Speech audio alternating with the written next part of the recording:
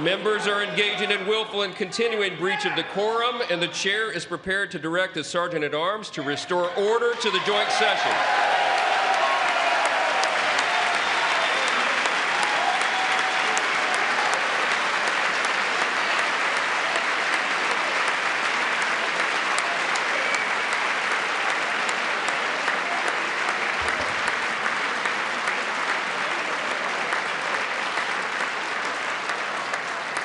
Mr. Green, take your seat.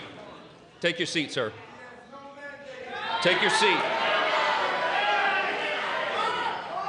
Finding that members continue to engage in willful and concerted disruption of proper decorum, the chair now directs the Sergeant-at-Arms to restore order. Remove this gentleman from the chamber.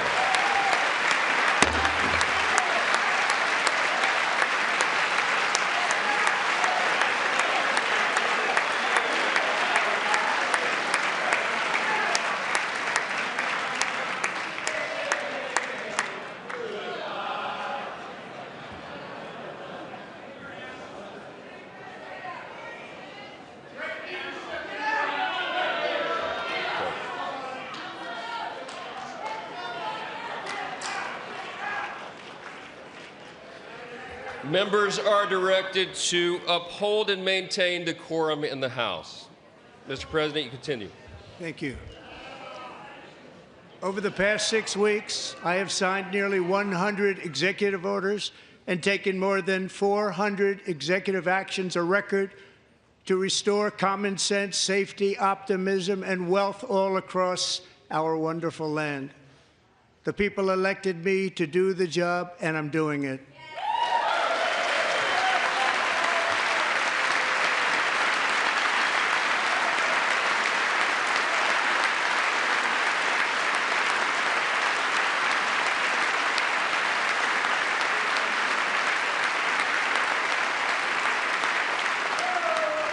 In fact, it has been stated by many that the first month of our presidency, it's our presidency, is the most successful in the history of our nation. By many.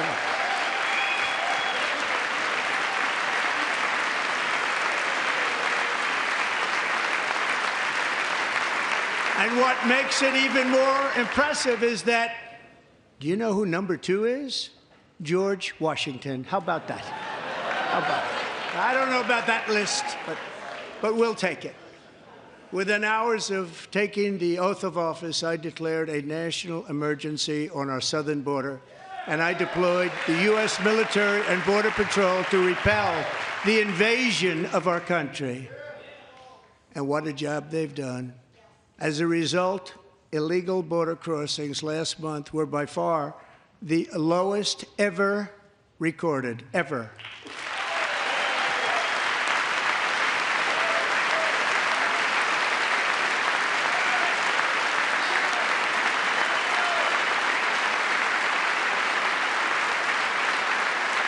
They heard my words and they chose not to come. Much easier that way. In comparison, under Joe Biden, the worst president in American history, there were hundreds of thousands of illegal crossings a month, and virtually all of them, including murderers, drug dealers, gang members, and people from mental institutions and insane asylums, were released into our country. Who would want to do that? This is my 5th such speech to Congress. And once again, I look at the Democrats in front of me, and I realize there is absolutely nothing I can say to make them happy or to make them stand or smile or applaud. Nothing I can do. I could find a cure to the most devastating disease, a disease that would wipe out entire nations, or announce the answers to the greatest economy in history, or the stoppage of crime to the lowest levels ever recorded. And these people sitting right here will not clap, will not stand, and certainly will not cheer for these astronomical achievements. They won't do it, no matter what. Five times I've been up here. It's very sad, and it just shouldn't be this way.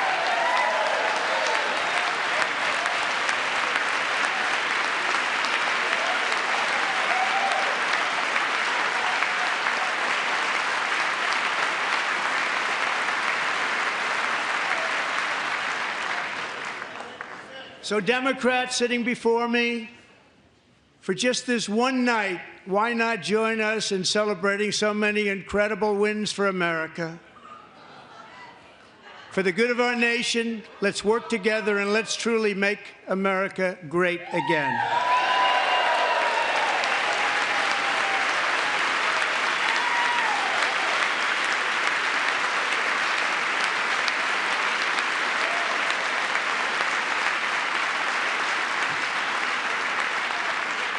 Every day, my administration is fighting to deliver the change America needs to bring a future that America deserves, and we're doing it.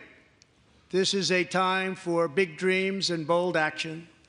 Upon taking office, I imposed an immediate freeze on all federal hiring, a freeze on all new federal regulations, and a freeze on all foreign aid.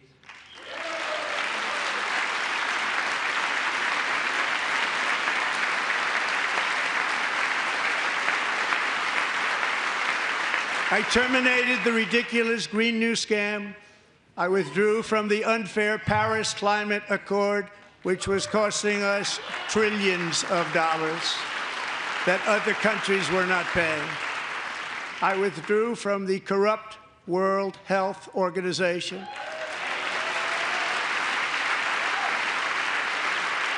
And I also withdrew from the anti-American UN Human Rights Council.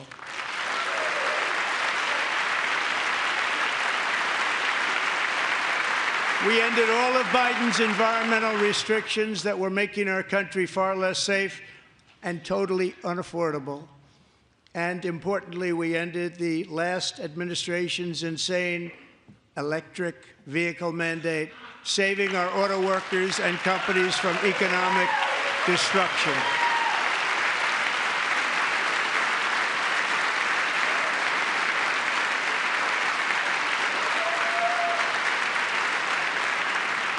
To unshackle our economy, I have directed that for every one new regulation, 10 old regulations must be eliminated, just like I did in my very successful first term.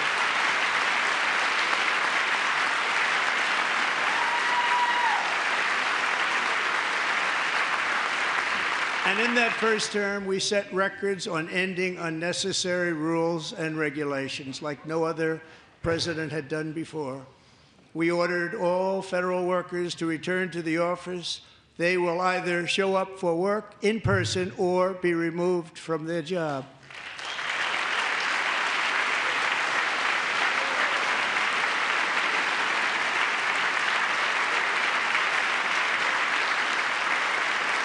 And we have ended weaponized government where, as an example, a sitting president is allowed to viciously prosecute his political opponent, like me. How did that work out? Not too good. Not too good.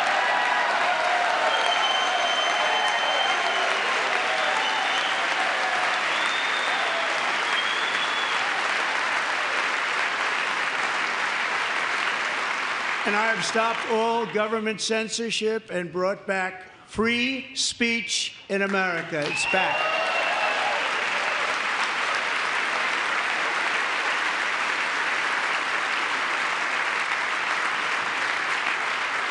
And 2 days ago, I signed an order making English the official language of the United States of America.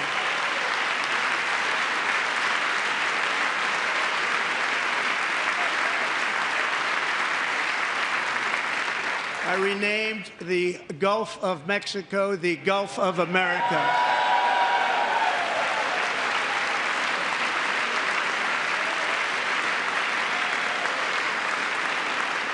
And likewise, I renamed, for a great president, William McKinley, Mount McKinley again. Beautiful Alaska. We love Alaska. We've ended the tyranny of so-called diversity, equity, and inclusion policies all across the entire federal government and, indeed, the private sector and our military. And our country will be woke no longer.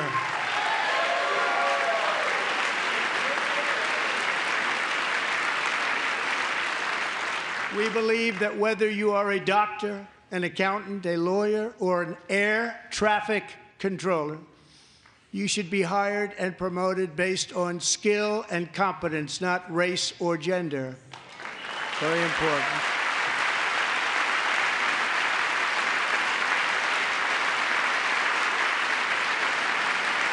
You should be hired based on merit.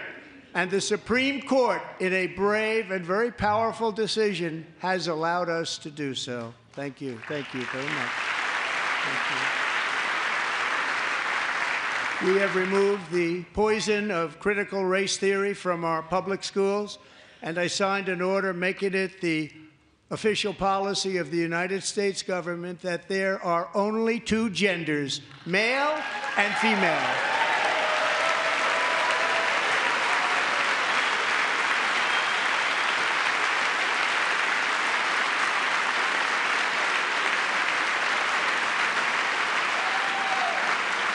I also signed an executive order to ban men from playing in women's sports.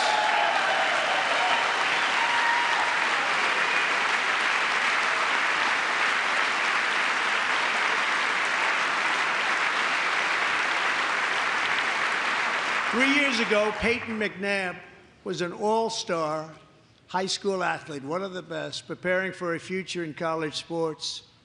But when her girls' volleyball match was invaded by a male, he smashed the ball so hard in Peyton's face, causing traumatic brain injury, partially paralyzing her right side, and ending her athletic career. It was a shot like she's never seen before. She's never seen anything like it.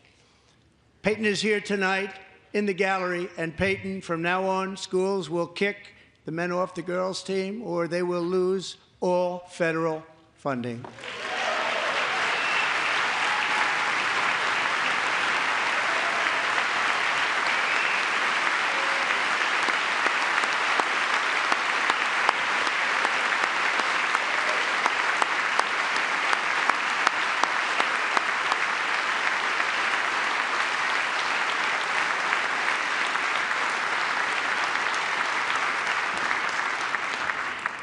And if you really want to see numbers, just take a look at what happened in the women's boxing, weightlifting, track and field, swimming, or cycling, where a male recently finished a long-distance race 5 hours and 14 minutes ahead of a woman for a new record by 5 hours. Broke the record by 5 hours. It's demeaning for women, and it's very bad for our country. We're not going to put up with it any longer.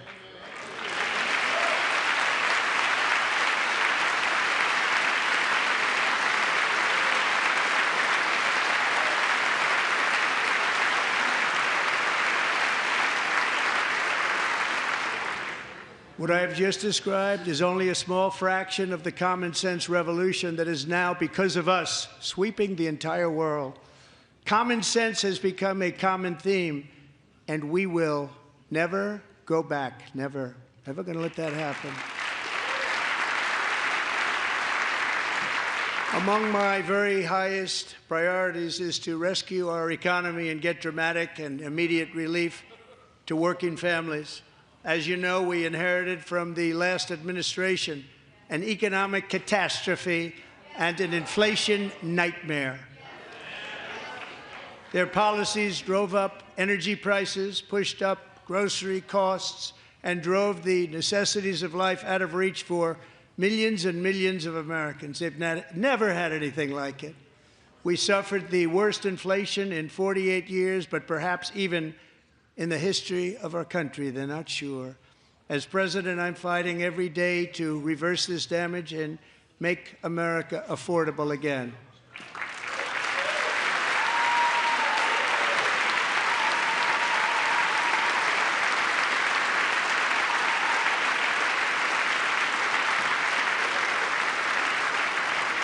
Joe Biden especially let the price of eggs get out of control.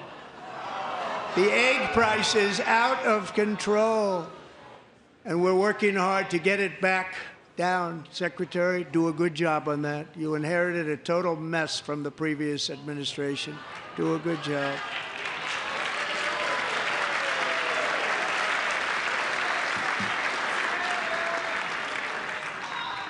A major focus of our fight to defeat inflation is rapidly reducing the cost of energy. The previous administration cut the number of new oil and gas leases by 95%, slowed pipeline construction to a halt, and closed more than 100 power plants. We are opening up many of those power plants right now.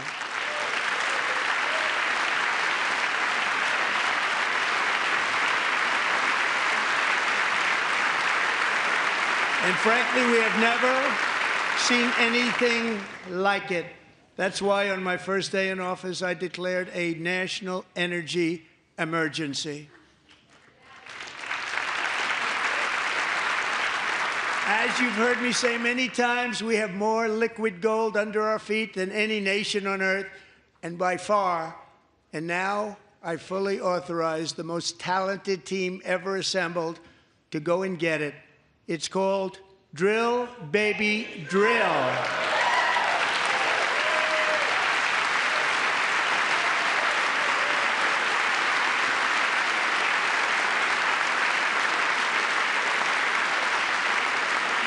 My administration is also working on a gigantic natural gas pipeline in Alaska, among the largest in the world, where Japan, South Korea, and other nations want to be our partner with investments of trillions of dollars each. There's never been anything like that one. It will be truly spectacular. It's all set to go. The permitting is gotten. And later this week, I will also take historic action to dramatically expand production of critical minerals and rare earths here in the USA.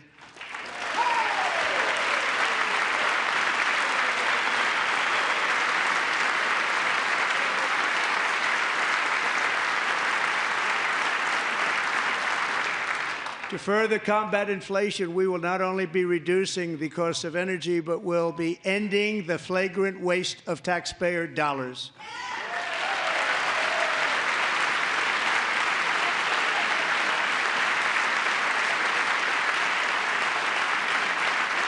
And to that end, I have created the brand new Department of Government Efficiency, GOGE. Perhaps you've heard of it. Perhaps.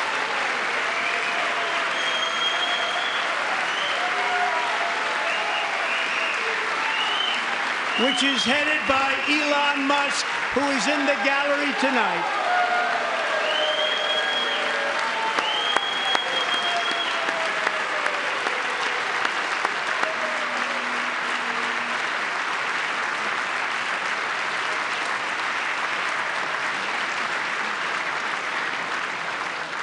Thank you, Elon. He's working very hard. He didn't need this. He didn't need this. Thank you very much. We appreciate it. Everybody here, even this side, appreciates it, I believe. They just don't want to admit that. Just listen to some of the appalling waste we have already identified.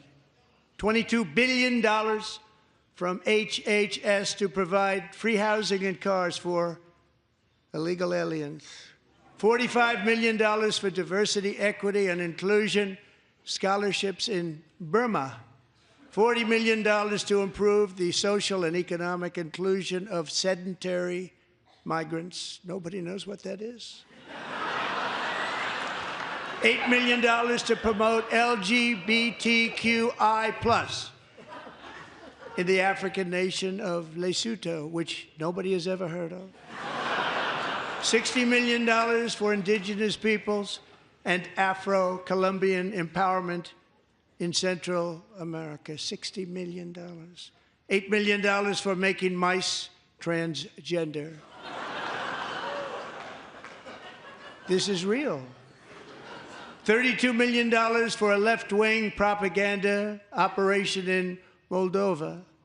$10 million for male circumcision in Mozambique. $20 million for the Arab Sesame Street in the Middle East. It's a program, $20 million for a program. $1.9 billion to recently created Decarbonization of Homes Committee, headed up, and we know she's involved. Just at the last moment, the money was passed over by a woman named Stacey Abrams. Have you ever heard of her? A $3.5 million consulting contract for lavish fish monitoring. $1.5 million for voter confidence in Liberia. $14 million for social cohesion in Mali. $59 million for illegal alien hotel rooms in New York City. He's a real estate developer. He's done very well. $250,000 to increase vegan local climate action innovation in Zambia. $42 million for social and behavior change in Uganda. $14 million for improving public procurement in Serbia. $47 million for improving learning outcomes in Asia. Asia's doing very well with learning. We know what we're doing. We should use it ourselves. And $101 million for DEI contracts at the Department of Education. The most ever paid, nothing even like it. Under the Trump administration, all of these scams, and they're far worse, but I didn't think it was appropriate to talk about them. They're so bad. Many more have been found out and exposed and swiftly terminated by a group of very intelligent, mostly young people, headed up by Elon, and we appreciate it. We found hundreds of billions of dollars of fraud.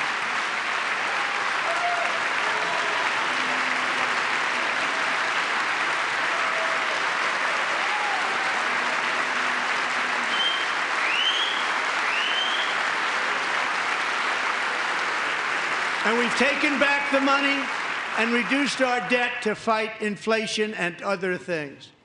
Taken back a lot of that money. We got it just in time. This is just the beginning. The Government Accountability Office, a federal government office, has estimated annual fraud of over $500 billion in our nation, and we are working very hard to stop it. We're going to. We're also identifying shocking levels of incompetence and probable fraud in the Social Security program for our seniors, and that our seniors and people that we love rely on.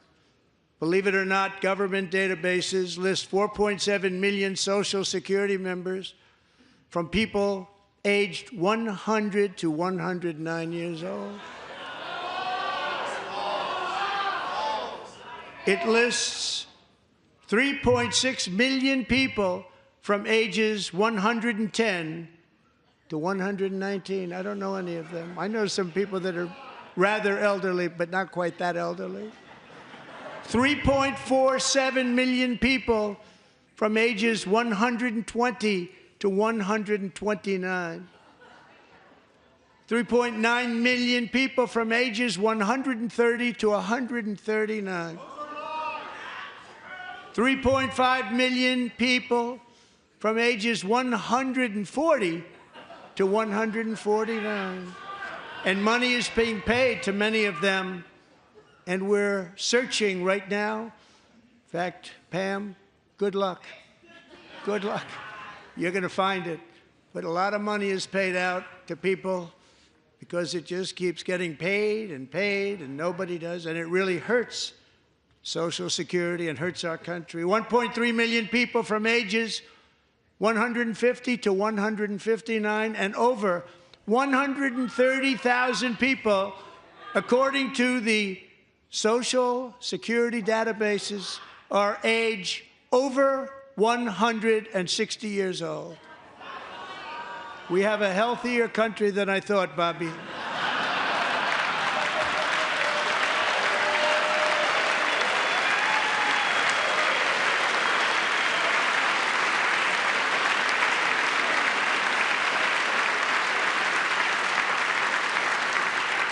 Including, to finish, 1,039 people between the ages of 220 and 229 One person between the age of 240 and 249, and one person is listed at 360 years of age.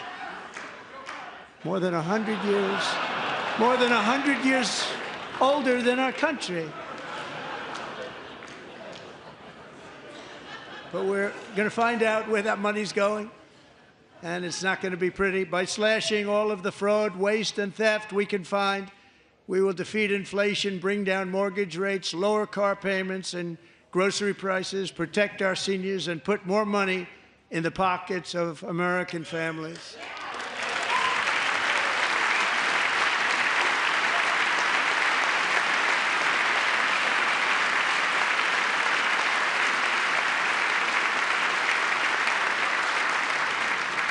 And today, interest rates took a beautiful drop, big, beautiful drop. It's about time. And in the near future, I want to do what has not been done in 24 years, balance the federal budget. We're going to balance it.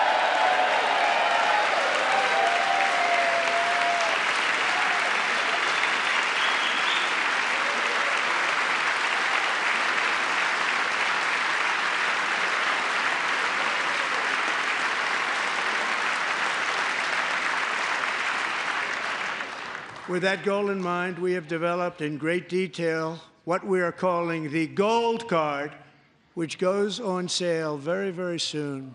For $5 million, we will allow the most successful job-creating people from all over the world to buy a path to U.S. citizenship. It's like the green card, but better and more sophisticated. And these people will have to pay tax in our country. They won't have to pay tax from where they came. The money that they've made, you wouldn't want to do that, but they have to pay tax, create jobs. They'll also be taking people out of colleges and paying for them so that we can keep them in our country instead of having them being forced out. Number one, at the top school, as an example, being forced out and not being allowed to stay and create tremendous numbers of jobs and great success for a company out there. So while we take out the criminals, killers, traffickers, and child predators who are allowed to enter our country under the open border policy of these people, the Democrats, the Biden administration, the open border insane policies that you've allowed to destroy our country, we will now bring in brilliant, hardworking, job-creating people. They're going to pay a lot of money, and we're going to reduce our debt with that money.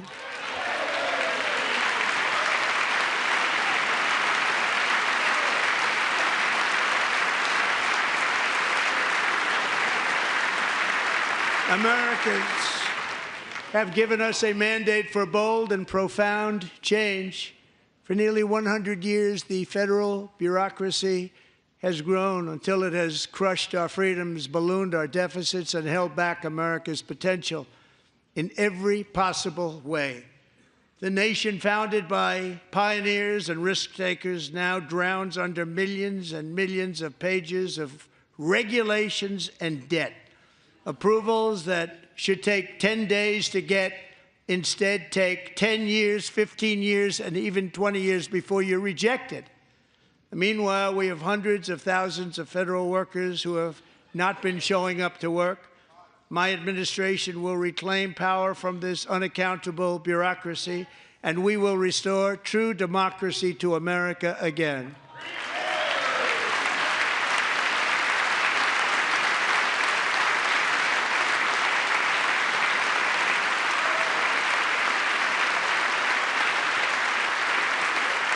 And any federal bureaucrat who resists this change will be removed from office immediately. Because we are draining the swamp. It's very simple. And the days of rule by unelected bureaucrats are over.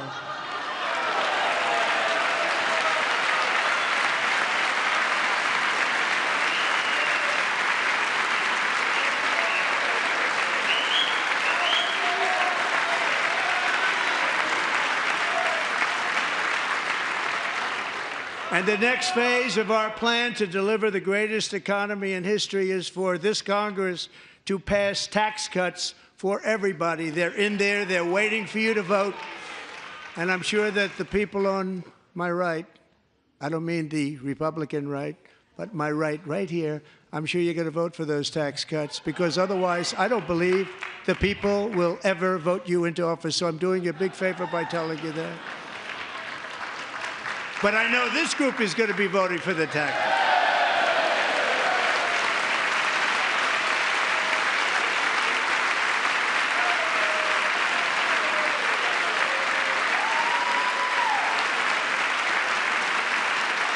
Thank you. It's a very, very big part of our plan. We had tremendous success in our first term with it. A very big part of our plan. We're seeking permanent income tax cuts all across the board. And to get urgently needed relief to Americans hit especially hard by inflation, I'm calling for no tax on tips, no tax on overtime, and no tax on Social Security benefits for our great seniors.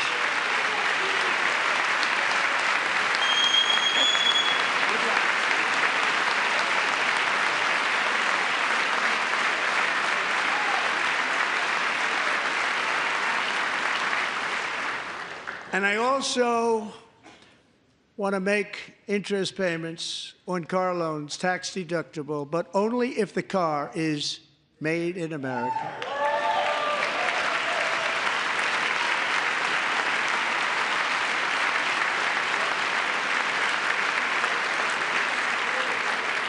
And by the way, we're going to have growth in the auto industry like nobody's ever seen. Plants are opening up all over the place. Deals are being made. Never seen. That's a combination of the election win and tariffs. It's a beautiful word, isn't it? That, along with our other policies, will allow our auto industry to absolutely boom. It's going to boom. Spoke to the majors today, all three, the top people, and they're so excited. In fact, already numerous car companies have announced that they will be building massive automobile plants in America, with Honda just announcing a new plant in Indiana, one of the largest anywhere in the world.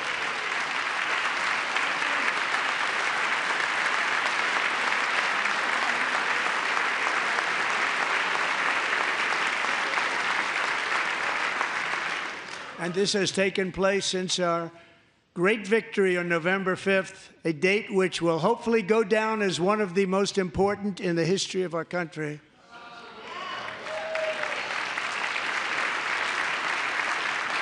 In addition, as part of our tax cuts, we want to cut taxes on domestic production and all manufacturing. And just as we did before, we will provide 100% expensing. It will be retroactive to January 20th, 2025. And it was one of the main reasons why our tax cuts were so successful in our first term, giving us the most successful economy in the history of our country. First term. We had a great first term.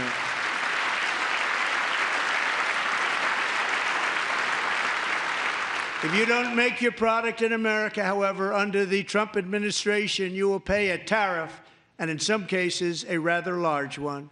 Other countries have used tariffs against us for decades, and now it's our turn to start using them against those other countries. On average, the European Union, China, Brazil, India, Mexico, and Canada, have you heard of them? And countless other nations charge us tremendously higher tariffs than we charge them. It's very unfair. India charges us auto tariffs higher than 100%. China's average tariff on our products is twice what we charge them. And South Korea's average tariff is 4 times higher. Think of that, 4 times higher. And we give so much help militarily and in so many other ways to South Korea, but that's what happens. This is happening by friend and foe. This system is not fair to the United States and never was, and so on April 2nd, I wanted to make it April 1st, but I didn't want to be accused of April Fool's Day. That's not, just one day was cost us a lot of money. But we're going to do it in April. I'm a very superstitious person. April 2nd, reciprocal tariffs kick in. And whatever they tariff us, other countries, we will tariff them. That's reciprocal, back and forth. Whatever they tax us, we will tax them. if they do non-monetary tariffs to keep us out of their market, then we will do non-monetary barriers to keep them out of our market. There's a lot of that, too. They don't even allow us in their market. We will take in trillions and trillions of dollars and create jobs like we have never seen before. I did it with China, and I did it with others, and the Biden administration couldn't do anything about it because there was so much money they couldn't do anything about it. We have been ripped off for decades by nearly every country on earth, and we will not let that happen any longer.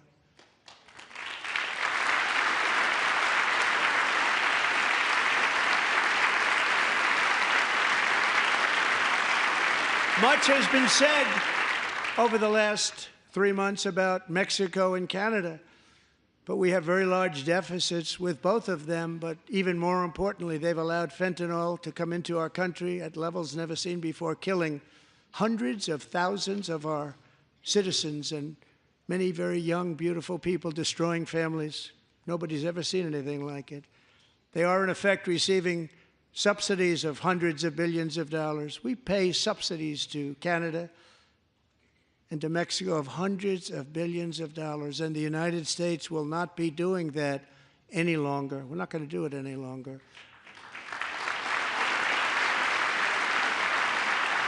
Thanks to our America First policies we're putting into place, we have had $1.7 trillion of new investment in America in just the past few weeks. The combination of the election and our economic policies that people of SoftBank, one of the most brilliant anywhere in the world, announced a $200 billion investment. OpenAI and Oracle, Larry Ellison, announced $500 billion investment, which they wouldn't have done if Kamala had won. Apple announced $500 billion investment. Tim Cook called me. He said, I cannot spend it fast enough. It's going to be much higher than that, I believe. They'll be building their plants here instead of in China. And just yesterday, Taiwan Semiconductor, the biggest in the world, most powerful in the world, has a tremendous amount, 97% of the market, announced a $165 billion investment to build the most powerful chips on earth right here in the USA.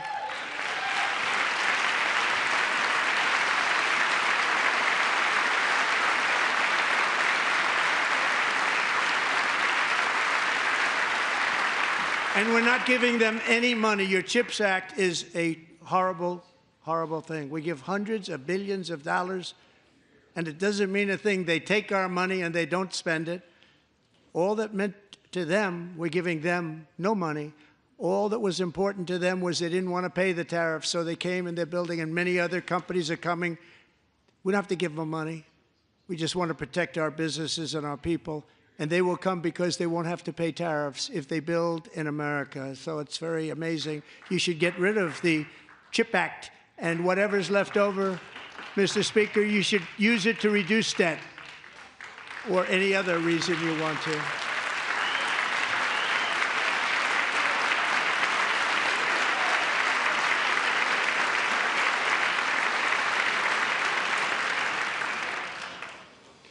Our new trade policy will also be great for the American farmer. I love the farmer,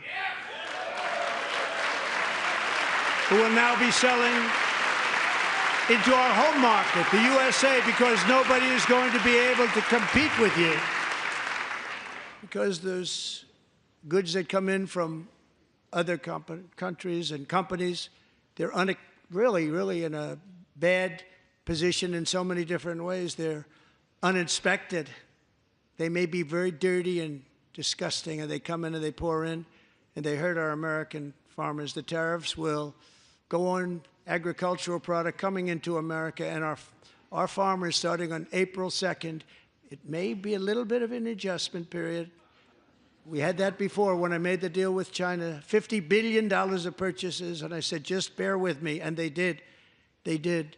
Probably have to bear with me again, and this will be even better. That was great The problem with it was that Biden didn't enforce it. He didn't enforce it. $50 billion of purchases, and we were doing great, but Biden did not enforce it, and it hurt our farmers. But our farmers are going to have a field day right now. So to our farmers, have a lot of fun. I love you too. I love you too. It's all going to happen.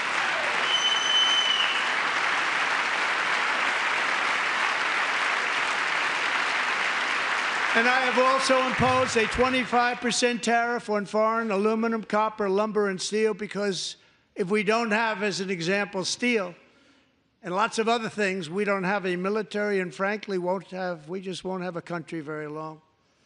Here today is a proud American steelworker, fantastic person from Decatur, Alabama, Jeff Denard. Has been working at the same steel plant for 27 years in a job that has allowed him to serve as the captain of his local volunteer fire department, raise 7 children with his beautiful wife, Nicole, and over the years provide a loving home for more than 40 foster children. So great, Jeff.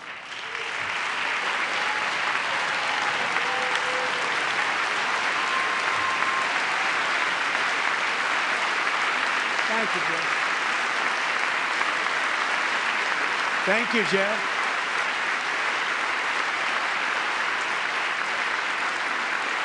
Stories like Jeff's remind us that tariffs are not just about protecting American jobs.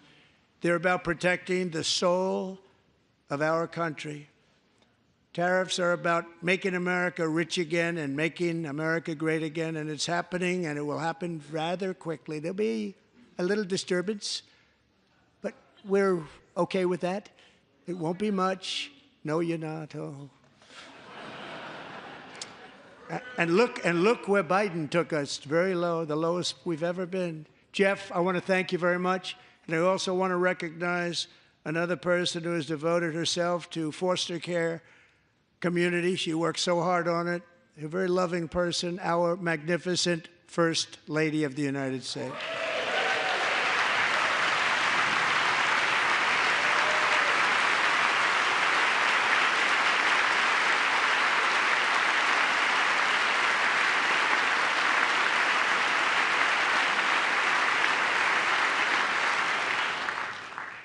Melania's work has yielded incredible results, helping prepare our nation's future leaders as they enter the workforce.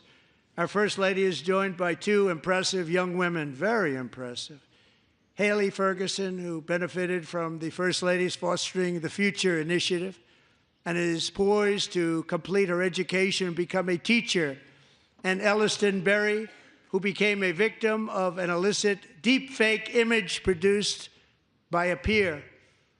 With Elliston's help, the Senate just passed the Take It Down Act, and this is so important. Thank you very much, John. John Thune, thank you. Stand up, John.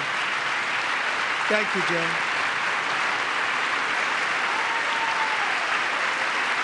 Thank you all very much.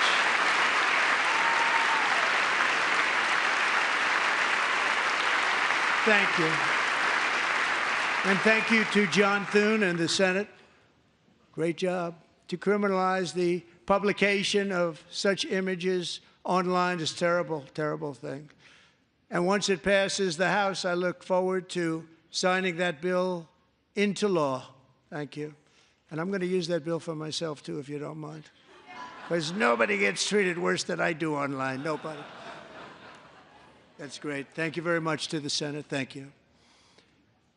But if we truly care about protecting Americans' children, no step is more crucial than securing America's borders. Over the past 4 years, 21 million people poured into the United States. Many of them were murderers, human traffickers, gang members, and other criminals from the streets of dangerous cities all throughout the world. Because of Joe Biden's insane and very dangerous open border policies, they are now strongly embedded in our country, but we are getting them out and getting them out fast.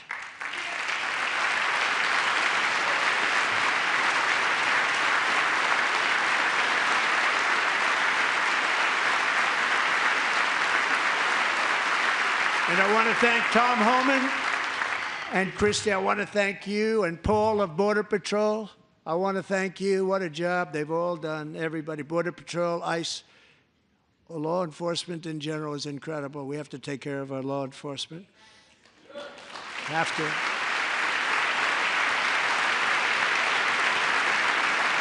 Last year, a brilliant 22-year-old nursing student named Laken Riley, the best in her class, admired by everybody, went out for a jog on the campus of the University of Georgia. That morning, Laken was viciously attacked, assaulted, beaten, brutalized, and horrifically murdered.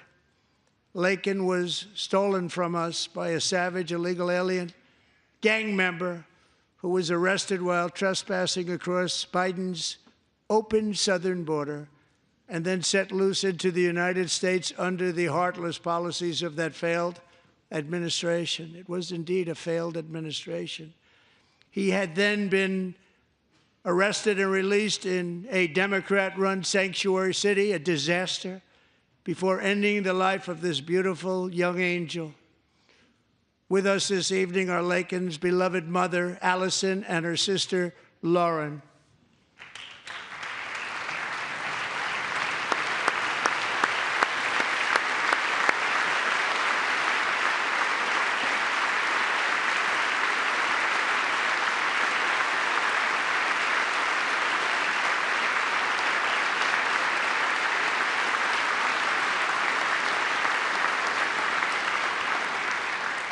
Last year, I told Laken's grieving parents that we would ensure their daughter would not have died in vain.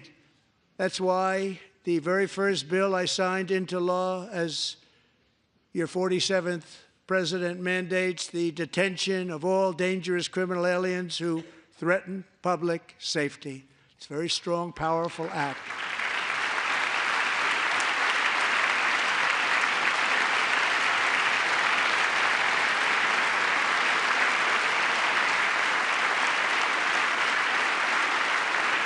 It's called the Laken-Riley Act. So Allison and Lauren, America will never, ever forget our beautiful Laken Hope Riley.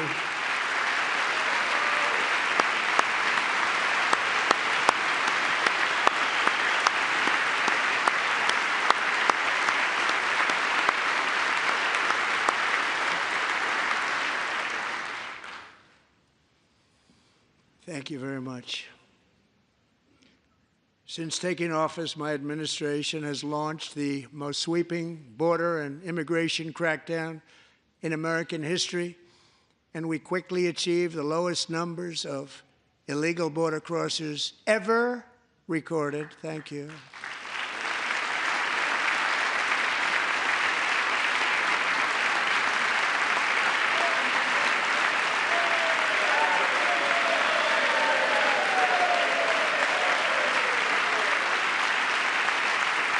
The media and our friends in the Democrat Party kept saying we needed new legislation, we must have legislation to secure the border. But it turned out that all we really needed was a new president.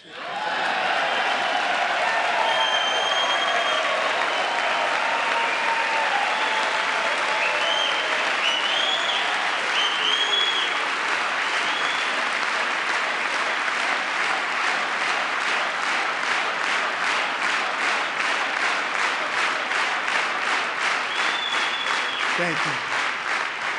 Joe Biden didn't just open our borders, he flew illegal aliens over them to overwhelm our schools, hospitals, and communities throughout the country. Entire towns like Aurora, Colorado, and Springfield, Ohio, buckled under the weight of the migrant occupation and corruption like nobody's ever seen before. Beautiful towns destroyed. Now, just as I promised in my inaugural address, we are achieving the great liberation of America.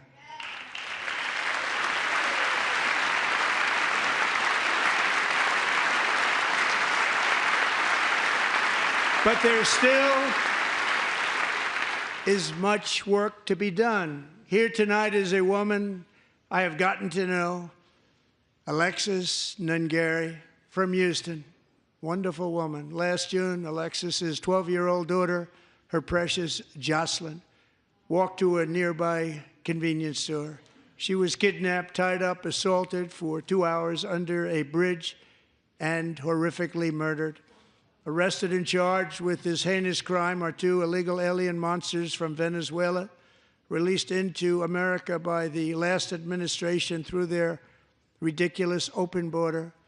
The death of this beautiful 12-year-old girl and the agony of her mother and family touched our entire nation greatly. Alexis, I promised that we would always remember your daughter, your magnificent daughter, and earlier tonight I signed an order keeping my word to you. One thing I have learned about Jocelyn is that she loved animals so much. She loved nature. Across Galveston Bay, from where Jocelyn lived in Houston, you will find a magnificent national wildlife refuge, a pristine, peaceful, 34,000-acre sanctuary for all of God's creatures on the edge of the Gulf of America. Alexis, moments ago, I formally renamed that refuge in loving memory of your beautiful daughter, Jocelyn.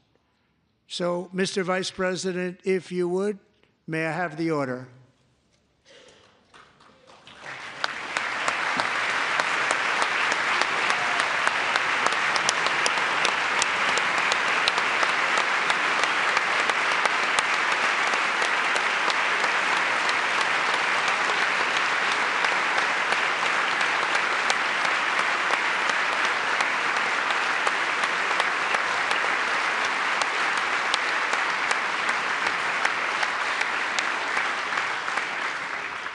Thank you very much. All 3 savages charged with Jocelyn and Lakin's murders were members of the Venezuelan prison gang, the toughest gang, they say, in the world, known as Tren de Aragua. 2 weeks ago, I officially designated this gang, along with MS-13 and the bloodthirsty Mexican drug cartels, as foreign terrorist organizations.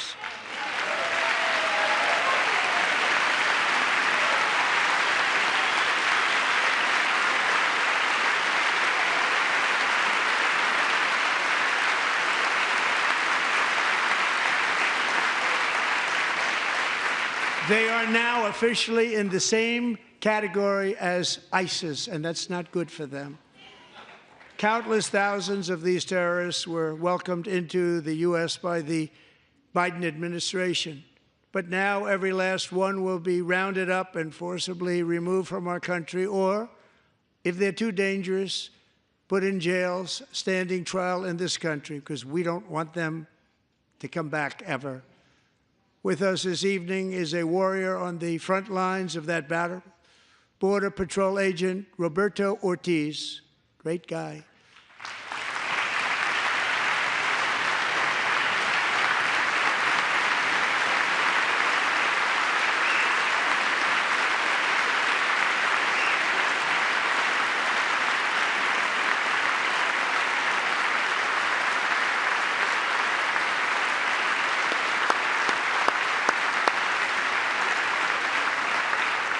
In January, Roberto and another agent were patrolling by the Rio Grande near an area known as Cartel Island. Doesn't sound too nice to me.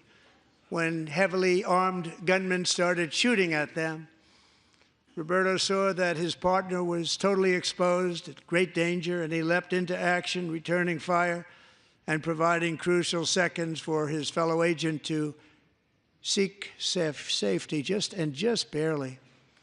I have some of the prints of that event, and it was not good. Agent Ortiz, we salute you for your great courage and for your line of fire that you took, and for the bravery that you showed. We honor you, and we will always honor you. Thank you, Roberto, very much.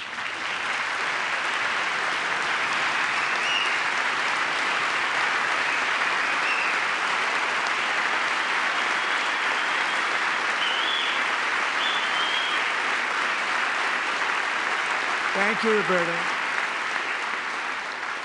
And I actually got to know him on my many calls to the border. He's a great, great gentleman. The territory to the immediate south of our border is now dominated entirely by criminal cartels that murder, rape, torture, and exercise total control. They have total control over a whole nation, posing a grave threat to our national security. The cartels are waging war in America, and it's time for America to wage war on the cartels, which we are doing.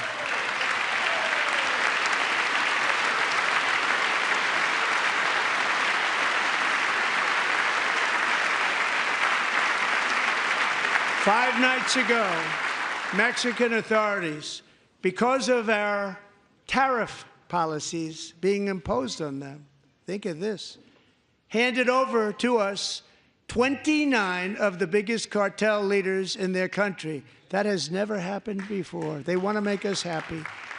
First time ever. But we need Mexico and Canada to do much more than they've done, and they have to stop the fentanyl and drugs pouring into the USA. They're going to stop it. I have sent Congress a detailed funding request laying out exactly how we will eliminate these threats to protect our homeland and complete the largest deportation operation in American history, larger even than current record holder President Dwight D. Eisenhower, a moderate man, but someone who believed very strongly in borders. Americans expect Congress to send me this funding without delay so I can sign it into law. So, Mr. Speaker, John Thune, both of you, I hope you're going to be able to do that, Mr. Speaker. Thank you. Mr. Leader, thank you. Thank you very much. And let's get it to me. I'll sign it so fast, you won't even believe it.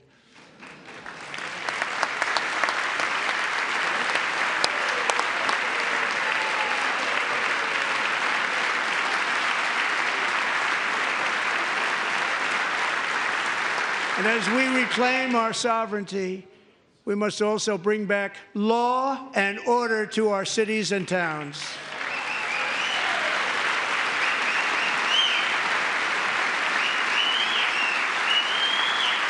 In recent years, our justice system has been turned upside down by radical left lunatics. Many jurisdictions virtually ceased enforcing the law against dangerous repeat offenders while weaponizing law enforcement against political opponents like me. My administration has acted swiftly and decisively to restore fair, equal, and impartial justice under the constitutional rule of law, starting at the FBI and the DOJ. Pam, good luck. Cash, wherever you may be, good luck. Good luck. Pam Bondi. Good luck. So important. Going to do a great job. Cash, thank you. Thank you, Cash.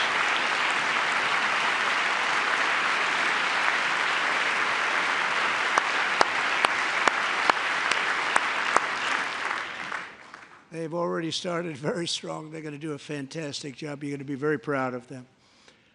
We're also once again giving our police officers the support, protection, and respect they so dearly deserve. They have to get it. They have such a hard, dangerous job, but we're going to make it less dangerous. The problem is the bad guys don't respect the law, but they're starting to respect it, and they soon will respect it. This also includes our great fire departments throughout the country. Our firemen and women are unbelievable people, and we'll never forget them. And besides that, they voted for me in record numbers, so I have no choice.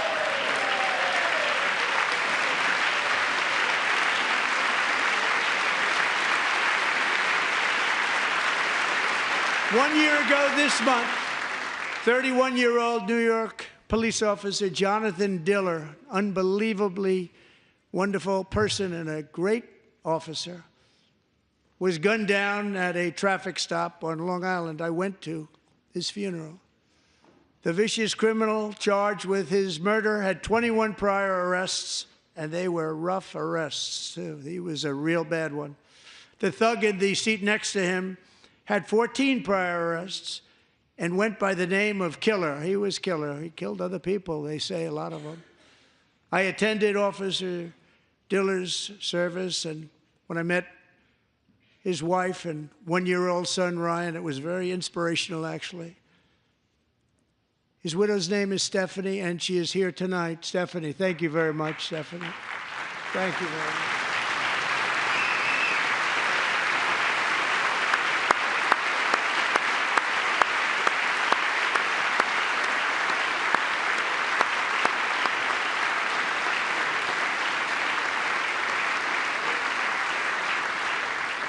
Stephanie, we're going to make sure that Ryan knows his dad was a true hero, New York's finest, and we're going to get these cold-blooded killers and repeat offenders off our streets, and we're going to do it fast. Got to stop it. They get out with 28 arrests. They push people into subway trains. They hit people over the head, back of the head with baseball bats. We got to get them out of here. I've already signed an executive order requiring a mandatory death penalty for anyone who murders a police officer, and tonight I'm asking Congress to pass that policy into permanent law.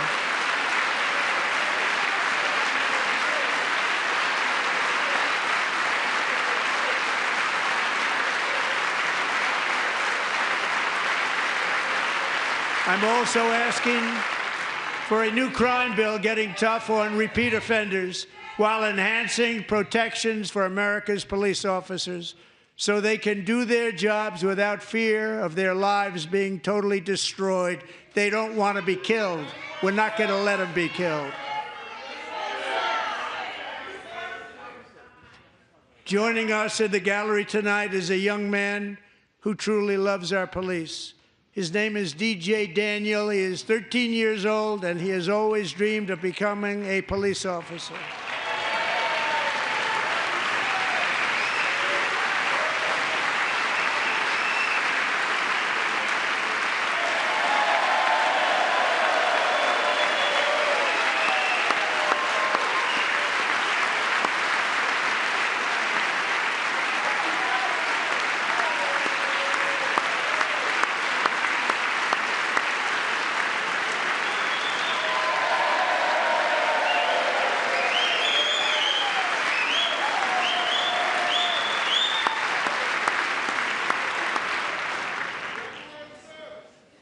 But in 2018, DJ was diagnosed with brain cancer.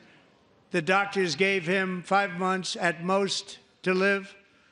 That was more than 6 years ago.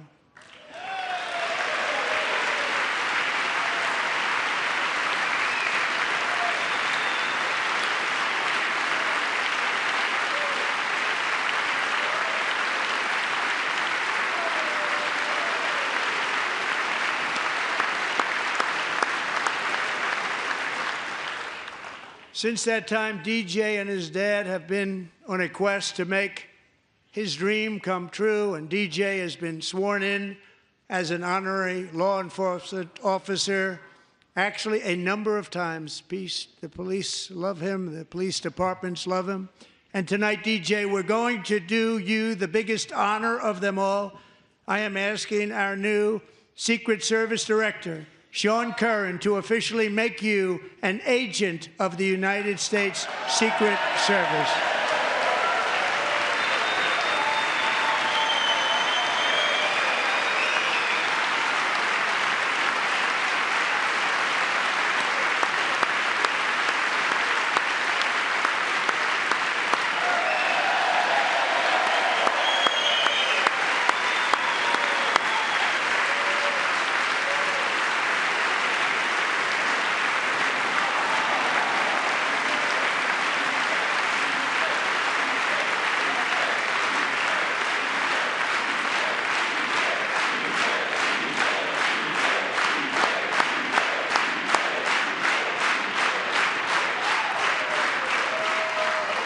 Thank you, DJ. DJ's doctors believe his cancer likely came from a chemical he was exposed to when he was younger. Since 1975, rates of child cancer have increased by more than 40%. Reversing this trend is one of the top priorities for our new presidential commission to make America healthy again, chaired by our new Secretary of Health and Human Services, Robert F. Kennedy, Jr.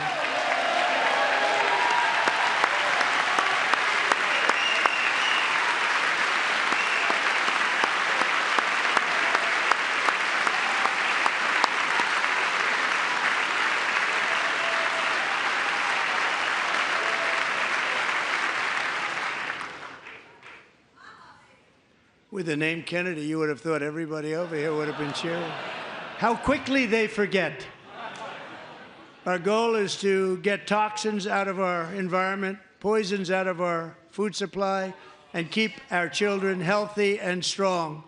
As an example, not long ago, and you can't even believe these numbers, 1 in 10,000 children had autism, 1 in 10,000.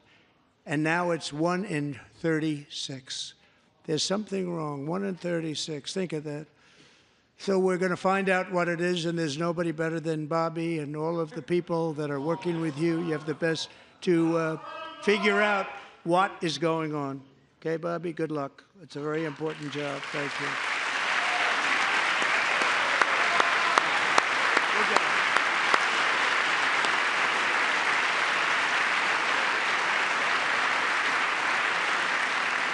Thank you. My administration is also working to protect our children from toxic ideologies in our schools.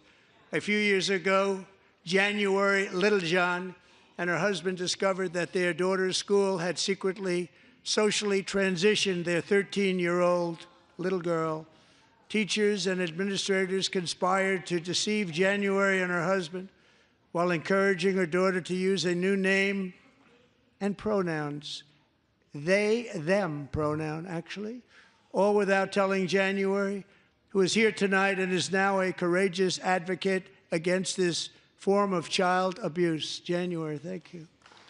Thank you. Thank you very much.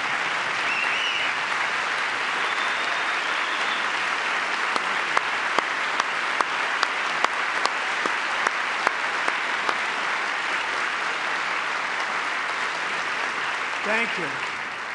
Stories like this are why, shortly after taking office, I signed an executive order banning public schools from indoctrinating our children with transgender ideology.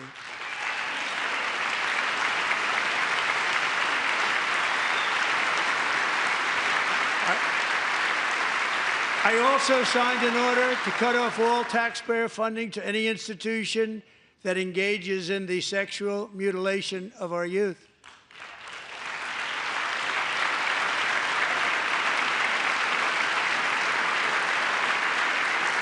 And now I want Congress to pass a bill permanently banning and criminalizing sex changes on children and forever ending the lie that any child is trapped in the wrong body.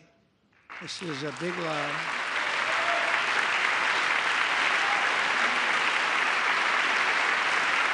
And our message to every child in America is that you are perfect exactly the way God made you.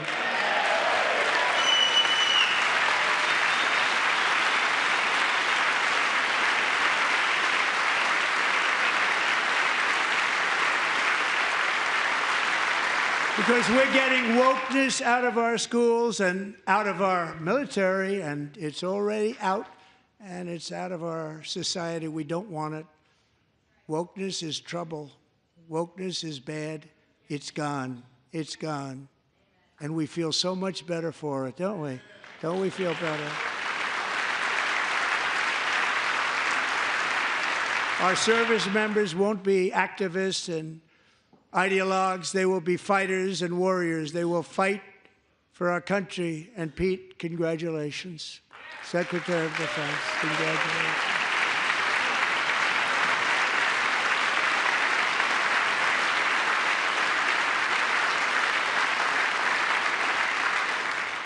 And he's not big into the woke movement, I can tell you. I know him well. I am pleased to report that in January, the U.S. Army had its single best recruiting month in 15 years, and that all armed services are having among the best recruiting results ever in the history of our services. What a difference.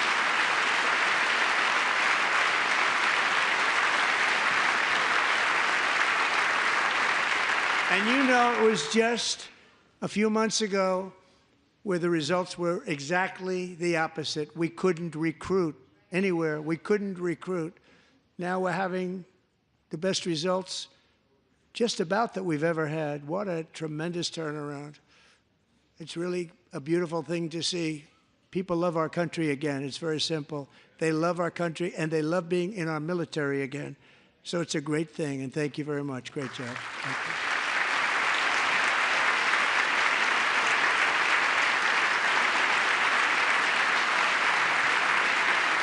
We're joined tonight by a young man, Jason Hartley, who knows the weight of that call of duty.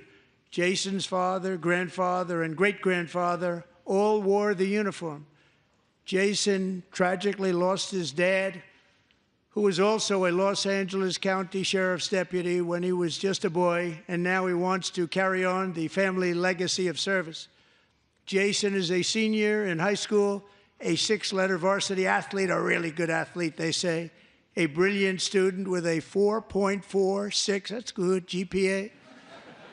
And his greatest dream is to attend the U.S. Military Academy at West Point.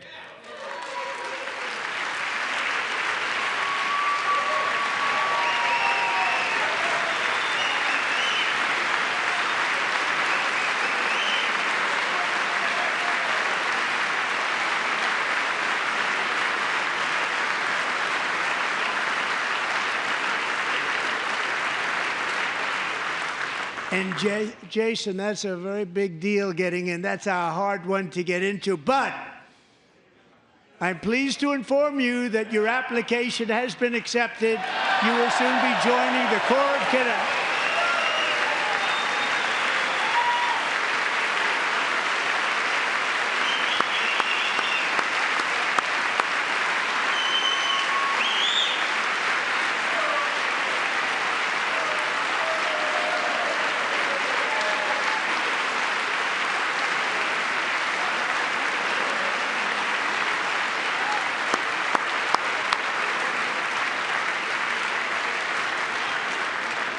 Thank you. Jason, you're going to be on the long gray line, Jason. As Commander-in-Chief, my focus is on building the most powerful military of the future.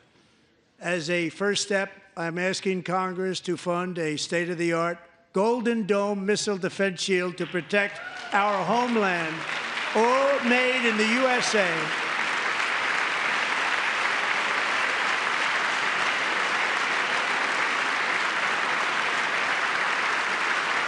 And Ronald Reagan wanted to do it long ago, but the technology just wasn't there, not even close. But now we have the technology. It's incredible, actually. And other places, they have it. Israel has it. Other places have it. And the United States should have it too, right, Tim, right? They should have it too. So I want to thank you. But it's a very, very important. This is a very dangerous world. We should have it. We want to be protected, and we're going to protect our citizens like never before. To boost our defense industrial base, we are also going to resurrect the American shipbuilding industry, including commercial shipbuilding and military shipbuilding.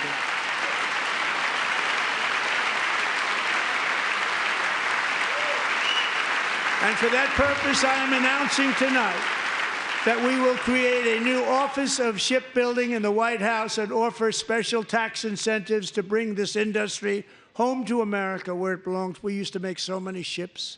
We don't make them anymore very much, but we're going to make them very fast, very soon. It will have a huge impact. To further enhance our national security, my administration will be reclaiming the Panama Canal, and we've already started doing it.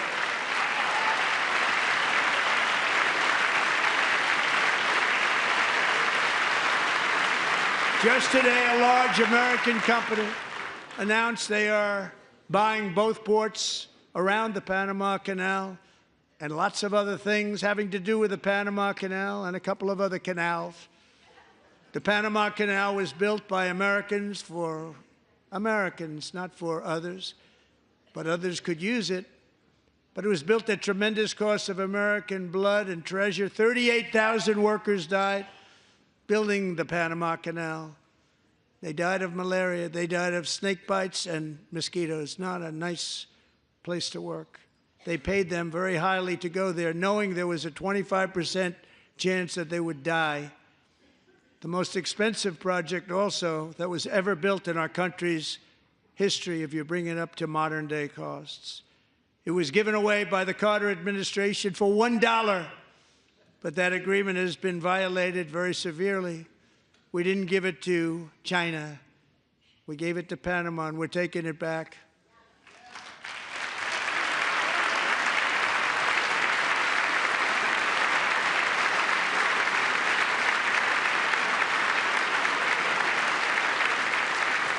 And we have Marco Rubio in charge. Good luck, Marco. Now, we know who to blame if anything goes wrong. Marco's been amazing, and he's going to do a great job. Think of it. He got 100 votes. You know, he was approved with actually 99, but the 100th was this gentleman, and I feel very certain. So let's assume he got 100 votes. And I'm either very, very happy about that or I'm very concerned about it. But he's already proven. I mean, he's a great gentleman. He's respected by everybody, and we appreciate you voting for Marco. He's going to do a fantastic job. Thank you. Thank you. He's doing a great job. Great job. And I also have a message tonight for the incredible people of Greenland. We strongly support your right to determine your own future. And if you choose, we welcome you into the United States of America. We need Greenland for national security and even international security, and we're working with everybody involved to try and get it.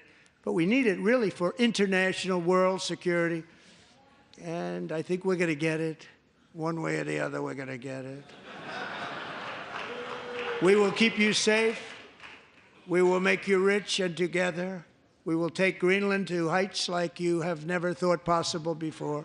It's a very small population, but very, very large piece of land and very, very important for military security. America is once again standing strong against the forces of radical Islamic terrorism. 3.5 years ago, ISIS terrorists killed 13 American service members and countless others in the Abbey Gate bombing during the disastrous and incompetent withdrawal from Afghanistan. Not that they were withdrawing, it was the way they withdrew. Perhaps the most embarrassing moment in the history of our country. Tonight, I am pleased to announce that we have just apprehended the top terrorist responsible for that atrocity, and he is right now on his way here to face the swift sword of American justice.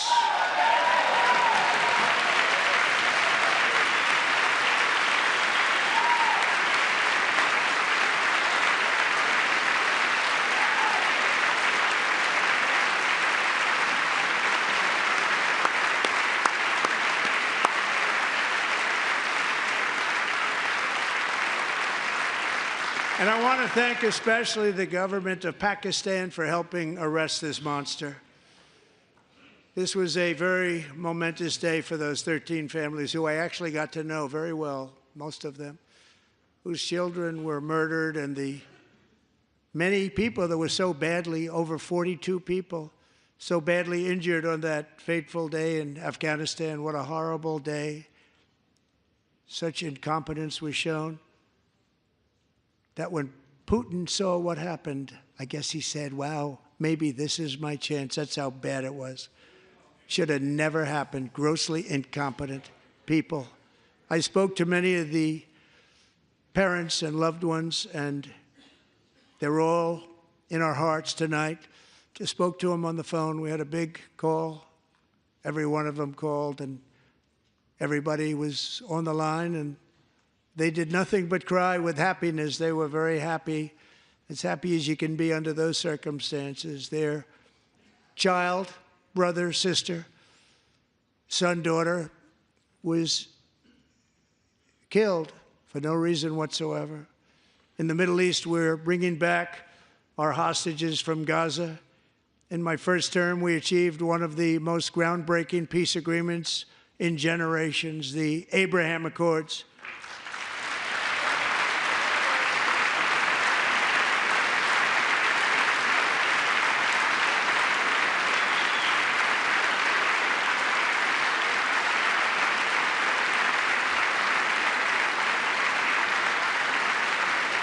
And now we're going to build on that foundation to create a more peaceful and prosperous future for the entire region. A lot of things are happening in the Middle East. People haven't been talking about that so much lately with everything going on with Ukraine and Russia.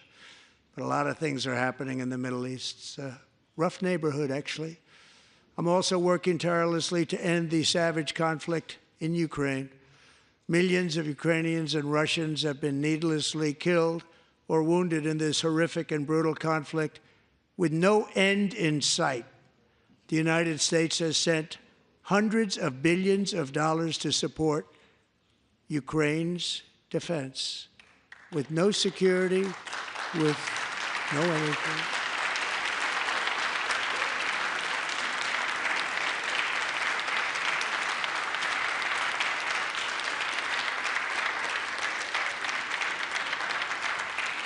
Do you want to keep it going for another 5 years? Yeah, you would say Pocahontas says yes.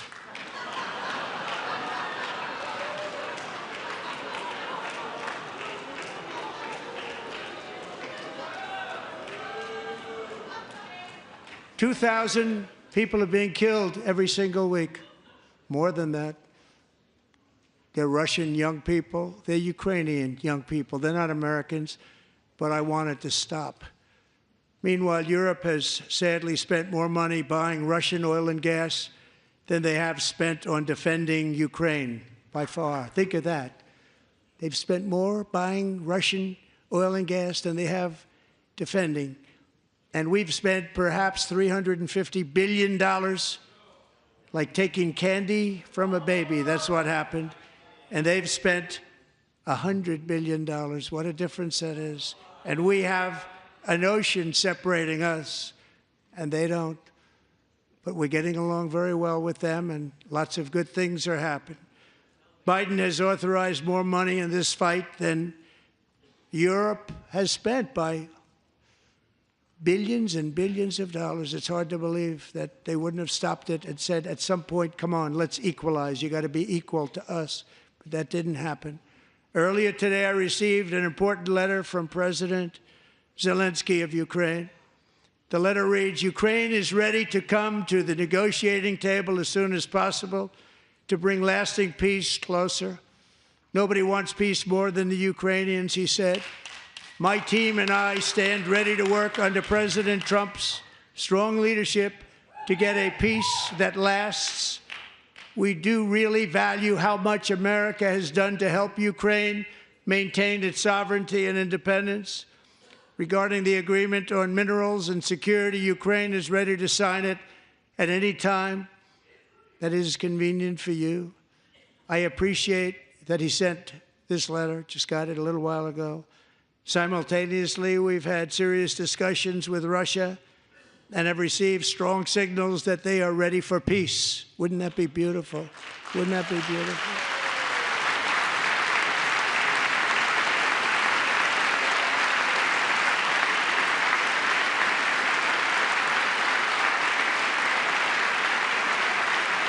Wouldn't that be beautiful?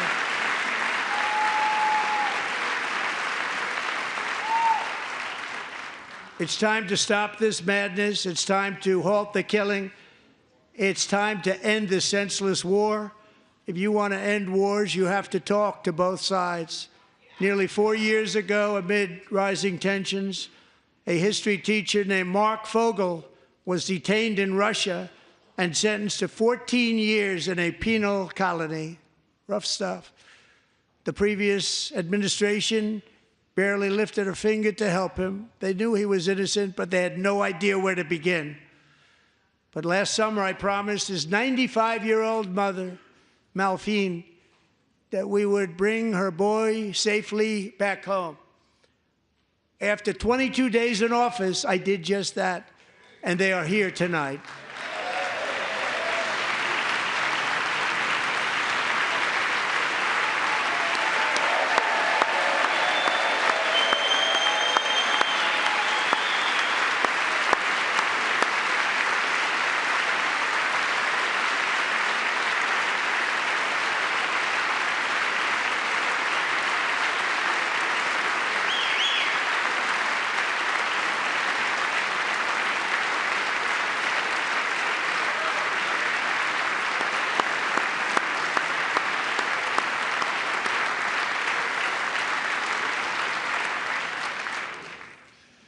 To Mark and his great mom, we are delighted to have you safe and sound and with us.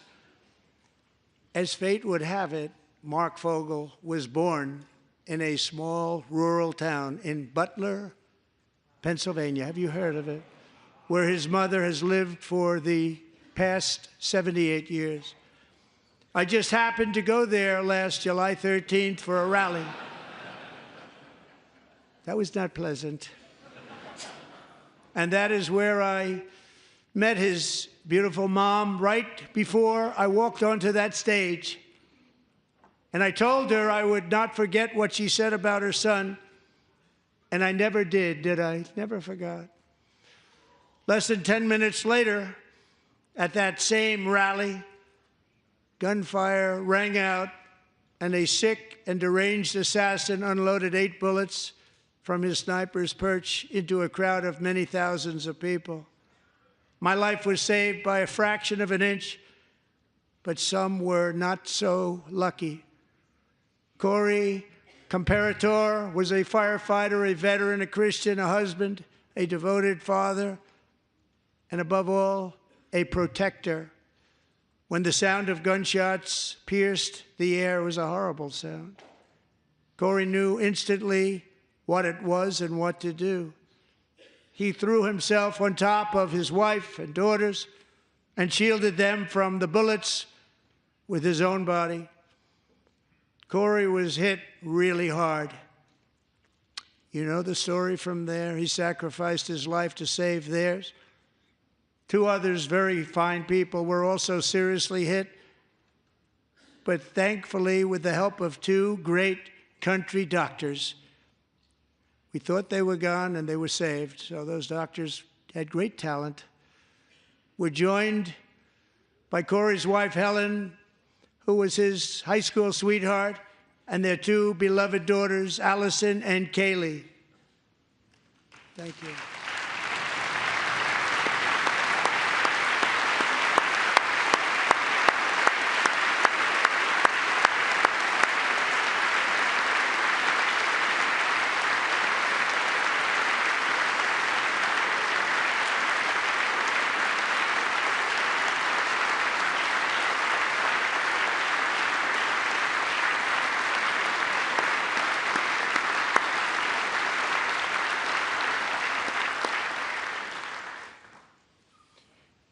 To Helen, Allison, and Kaylee, Corey is looking down on his 3 beautiful ladies right now, and he is cheering you on. He loves you. He is cheering you on. Corey was taken from us much too soon, but his destiny was to leave us all with a shining example of the selfless devotion of a true American patriot. It was love like Corey's that built our country, and it's love like Corey's that is going to make our country more majestic than ever before. I believe that my life was saved that day in Butler for a very good reason. I was saved by God to make America great again. I believe that. Thank you. Thank you.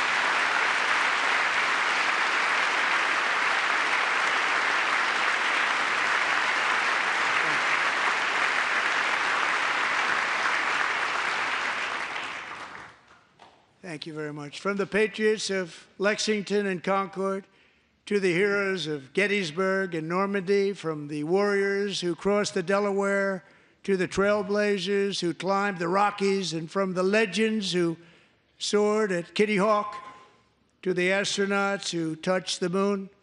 Americans have always been the people who defied all odds, transcended all dangers, made the most extraordinary sacrifices, and did whatever it took to defend our children, our country, and our freedom. And as we have seen in this chamber tonight, that same strength, faith, love, and spirit is still alive and thriving in the hearts of the American people. Despite the best efforts of those who would try to censor us, silence us, break us, destroy us, Americans are today a proud, free, sovereign, and independent nation that will always be free, and we will fight for it till death. We will never let anything happen to our beloved country, because we are a country of doers, dreamers, fighters, and survivors. Our ancestors crossed a vast ocean, strode into the unknown wilderness, and carved their fortunes from the rock and soil of a perilous and very dangerous frontier. They chased our destiny across a boundless continent. They built the railroads, laid the highways, and graced the world with American marvels like the Empire State Building, the mighty Hoover Dam, and the towering Golden Gate Bridge. They lit the world with electricity, broke free of the force of gravity, fired up the engines of American industry, vanquished the communists, fascists, and Marxists all over the world, and gave us countless modern wonders sculptured out of iron, glass, and steel. We stand on the shoulders of these pioneers who won and built the modern age, these workers who poured their sweat into the skylines of our cities, these warriors who shed their blood on fields of battle and gave everything they had for our rights and for our freedom. Now it is our time to take up the righteous cause of American liberty, and it is our turn to take America's destiny into our own hands and begin the most thrilling days in the history of our country. This will be our greatest era. With God's help, over the next 4 years, we are going to lead this nation even higher, and we are going to forge the freest, most advanced, most dynamic, and most dominant civilization ever to exist on the face of this earth. We are going to create the highest quality of life, build the safest and wealthiest and healthiest and most vital communities anywhere in the world. We are going to conquer the vast frontiers of science, and we are going to lead humanity into space and plant the American flag on the planet Mars and even far beyond.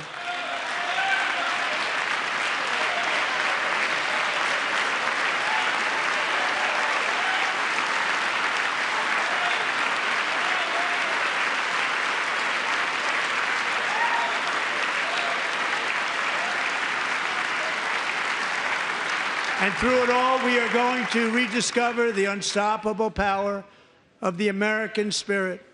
And we are going to renew unlimited promise of the American dream. Every single day, we will stand up and we will fight, fight, fight for the country our citizens believe in and for the country our people deserve.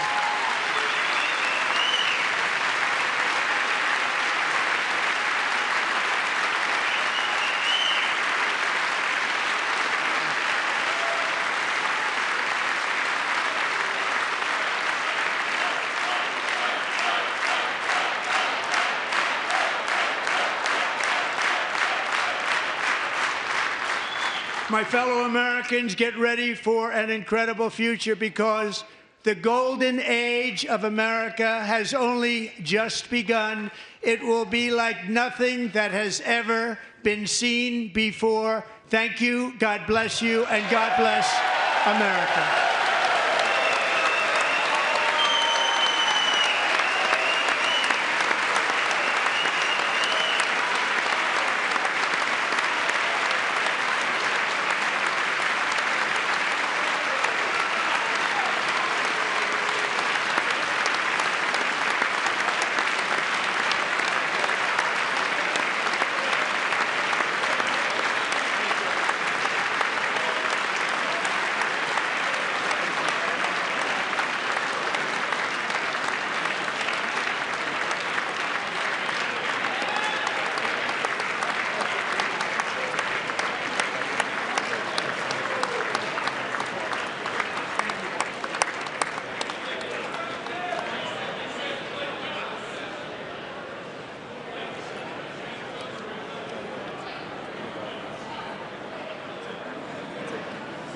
Thank you very much. Great job. Thank you.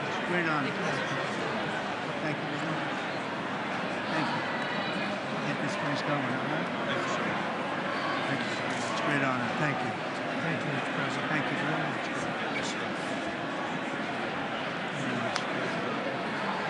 Thank you very much. Appreciate it. Thank you. See you soon. Teaching young people to love America. Well, I'm trying to. Great guy. Thank you. That's your favorite. Thank you. Thank you. Thank you very much. Appreciate it. Howard. Thank you again. Thank you again. Won't forget. So good. Yeah, it's good. So good, sir. Thank you. Terrific, Mr. Really good. Really outstanding. Thanks. Thank you. Yes, sir. Thank you. Good job, Mr. President. Thanks. We got you. Great. Mr. President, one of your best speeches. Thanks again, Mr. President. Thank you, Mr. President. Thanks for the phone call last night, too. Absolutely. You know that. Thank you very much.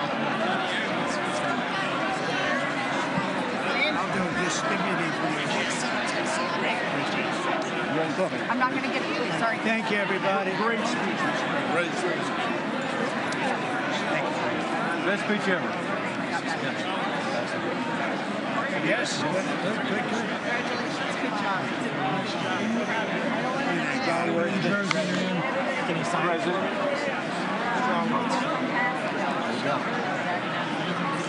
President Roger Williams, thanks for the call. I love Roger Williams. Thank you. You don't have to introduce yourself. Thank you, sir. Mr. President. I know you better than you do, Roger. Thank you so much. My great baseball player. America Good is- job. Great job you're doing. America is back. Thank you so much, Welcome you Mr. back in President. Pennsylvania anytime, sir. They stood for. Thank you all. They stood for another country, not our country. That was phenomenal. It's hard to believe, isn't it? That was fantastic, sir. That was Thank you very much. Thank you. quick selfie. Mr. President. Good job, Mr. President. Great job. Thank you so much. Great speech. Thanks, sir. Yes, sir. President back in Pennsylvania. Oh, they're just like, I want to say it all. Absolutely. Good job, Mr. West Virginia loves you. Oh, good. Good. How you doing? All right? Did you get a chance to shake his hand earlier? Do you want me to get a picture of you shaking his hand or anything? You're good. Thank you very much. Let's do biofilm. Thank you, darling. Great job, thank you. I love you. Best speech on the floor ever. Yeah, it was so good. Thank you So very good. much. Hey, you rocked it, Mr. President. We're with you, 100%. Crushed. Thank you. Really good. Congratulations. President. Best speech ever. Thank you so much. Fantastic. Mr. President, that was a great speech. That was awesome. It was. Thank you. Great job. Let's go. Get down to that. You get down. Good luck. Yes, sir. Thank you. It's so great. Thank you, everybody. Good job. Thank you for mentioning God needs to help us. Thank you, Mr. President. It's true. Mr. President. Thank you. Thank you. Great speech. Great speech. Thanks for taking my call. Good luck. Yeah. My man. Thank you for standing You strong. really triggered those people. Tremendous, Mr. President. Thank Somebody you. did. Thank you so much. Thanks for the beneficial ownership and this week. That was a good time. Thanks for mentioning farmers.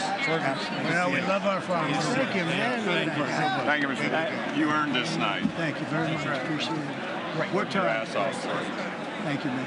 Proud of you. Thank you, Mr. President. Thank you so much. Nice to great again, brother. Thank you. Good for being here. I did indeed. You better believe it. Very well I did a done, good sir. endorsement. President, home run. Thank you very much. job. You killed it. Thank you, Mr. President. Thank you, everybody. You did great. Thank you. Good job. Thank Hey, you. great to see you. Slam dunk. You're doing good. Thank you, sir. You did amazing, per usual. Thank you. I'll see you. Thank you. Yes, sir. Thank you. Go Chiefs. Thank you. Love you, Mr. President. Yes. Thank you, everybody. Look at this beautiful New congressman from Eastern Washington. We've never met. Oh, Michael that's Baumgartner. good. I was one of Mike Leach's best friends. Oh, that's He thinks good. very Oh, highly Mike of you. was- oh, he was great. tremendous. He was a great guy. Great What a speech. coach. Great. Thank you. Thank you very much. Respect for you. You did a great job. Thank you. Home run, Mr. President. Home run. That was a good one. President, good to see you, sir. Appreciate it. Good job. Good job. Thank you very much. Looking good. Look at them. I need to talk to you about some buildings, some public buildings. You let me know. I will. Thank you, sir. Mr. President.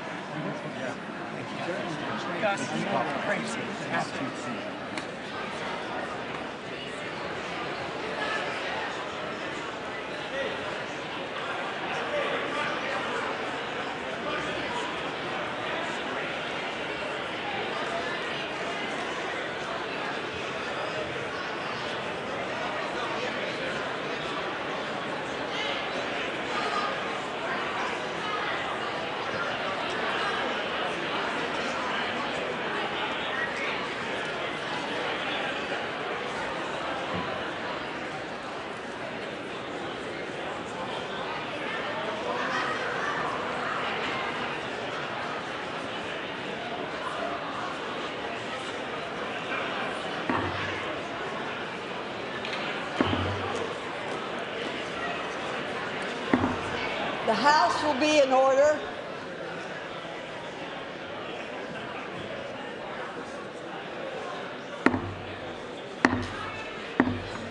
The House will be in order. For what purpose does the gentleman from Louisiana seek recognition?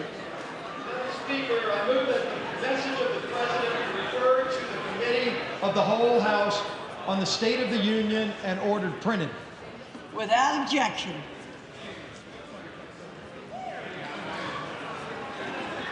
Does it,